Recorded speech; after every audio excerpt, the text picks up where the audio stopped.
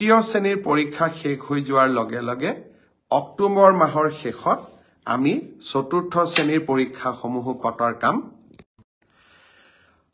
আৰু এটা মই নতুন কথাও ক'ব খুজিছো, যোৱাবাৰ যি পৰীক্ষা হৈ গ'ল, মই যোৱাবাৰ ফেচবুক লাইভত আপোনালোকক কৈছিলো যে তাৰ আমি OMR চিটটো কোনোবাই যদি বিচাৰে আমি তেওঁলোকক দি দিম।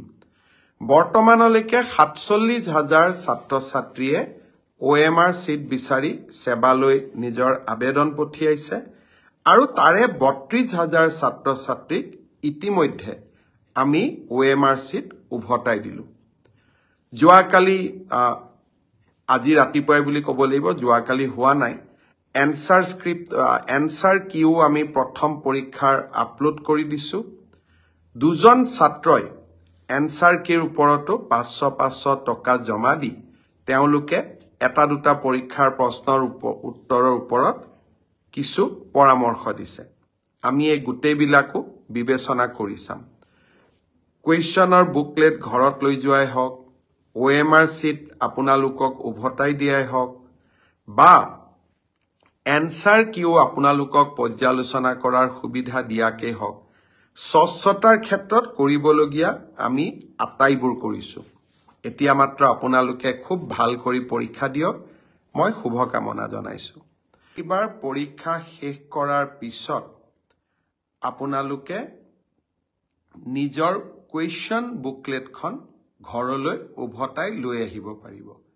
খালি ভুলতে OMR চিটখন লৈ নাহিব, কুৱেশ্যন পেপাৰখনহে লৈ আহিব। আৰু কুৱেশ্যন পেপাৰখন লৈ আহিলে ঘৰত আপোনালোকে পৰীক্ষাৰ্থীসকলে চাবও পাৰিব যে কোনটো শুদ্ধ উত্তৰ কৰিলো, কোনটো শুদ্ধ উত্তৰ কৰা নাই। আৰু আমাৰ যোৱাবাৰ ফ্ৰিস্কিঙক লৈও কিছু বিশেষকৈ নলবাৰী ছাত্ৰী এগৰাকীয়ে কিছু প্ৰশ্ন উত্থাপন কৰিছিল। আমি এখন সুন্দৰ SOP দিছো। মই ভাবো যে এইবাৰ নিশ্চয় তেনেকুৱা কোনো সমস্যা নাথাকিব। পৰীক্ষাটো ভালে ভালে হৈ যাওক, পৰীক্ষাৰ্থীসকলক শুভেচ্ছা জনাইছো। তৃতীয় শ্ৰেণীৰ পৰীক্ষা শেষ হৈ যোৱাৰ লগে লগে অক্টোবৰ মাহৰ শেষত আমি চতুৰ্থ শ্ৰেণীৰ পৰীক্ষাসমূহ পতাৰ কাম। আৰু এটা মই নতুন কথাও ক'ব খুজিছো, যোৱাবাৰ যি পৰীক্ষা হৈ গ'ল, মই যোৱাবাৰ ফেচবুক লাইভত আপোনালোকক কৈছিলো যে তাৰ আমি OMR চিটটো কোনোবাই যদি বিচাৰে আমি তেওঁলোকক দি দিম। বৰ্তমানলৈকে ৪৭,০০০ ছাত্ৰ-ছাত্ৰীয়ে OMR চিট বিচাৰি সেৱালৈ নিজৰ আবেদন পঠিয়াইছে আৰু তাৰে ৩২,০০০ ছাত্ৰ-ছাত্ৰীক ইতিমধ্যে আমি OMR চিট উভতাই দিলো। যোৱাকালি আজি ৰাতিপুৱাই বুলি ক'ব লাগিব, যোৱাকালি হোৱা নাই, এনসাৰ কিউ আমি প্ৰথম পৰীক্ষাৰ আপলোড কৰি দিছো। দুজন ছাত্ৰই এনসাৰ কিৰ ওপৰতো ৫০০ টকা জমা দি তেওঁলোকে এটা দুটা পৰীক্ষাৰ প্ৰশ্নৰ উত্তৰৰ ওপৰত কিছু পৰামৰ্শ দিছে। আমি এই গোটেইবিলাকো বিবেচনা কৰি চাম। কুৱেশ্যনৰ বুকলেট ঘৰত লৈ যোৱাই হওক, OMR চিট আপোনালোকক উভতাই দিয়াই হওক, বা এনসাৰ কিউ আপোনালোকক পৰ্যালোচনা কৰাৰ সুবিধা দিয়াকেই হওক, স্বচ্ছতাৰ ক্ষেত্ৰত কৰিবলগীয়া আমি আটাইবোৰ কৰিছো।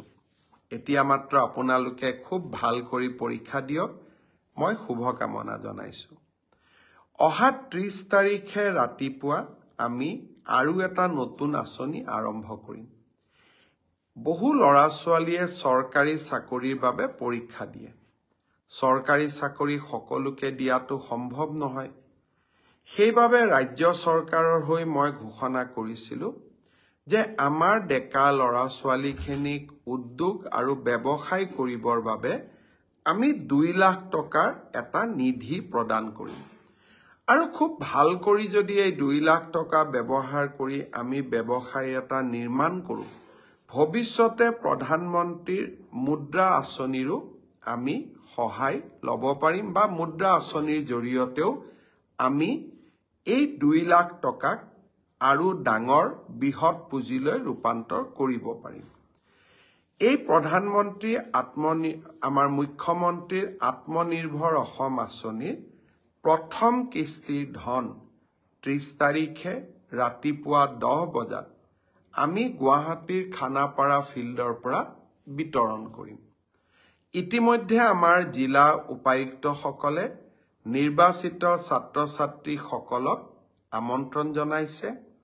মই আশা কৰিম যে 25,000 নিৰ্বাচিত যুৱক যুৱতী অহা 30 তাৰিখে যাতে খানাপাৰালৈ আহে।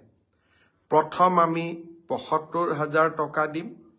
3 দিনীয়া প্ৰশিক্ষণটো সমাপ্ত হোৱাৰ লগে লগে আমি আৰু 25,000 টকা নৱেম্বৰ মাহৰ ভিতৰতে এই যুৱক যুৱতীসকললৈ আগবঢ়াম। পৰৱৰ্তী এই 1 লাখ টকা কেনেকৈ ভাল কৰি ব্যৱহাৰ কৰিছে তাৰ ওপৰত ভিত্তি কৰি আমি পৰৱৰ্তী সময়ত আৰু 1 লাখ টকা যুৱক যুৱতীসকলক আমি দিয়াৰ ব্যৱস্থা কৰিম।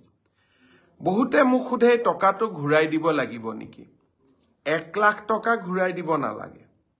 আৰু বাকী 1 লাখ টকাও 3 বছৰ পিছত মাত্ৰ মাহত 5,000 টকাৰ এটা সৰু ইনষ্টলমেণ্টেৰে 5 বছৰ সময় আমাৰ 5,000 কৰি আপোনালোকে লাহে লাহে এই পইচাটো আমাক উভতাই থাকিব পাৰিব।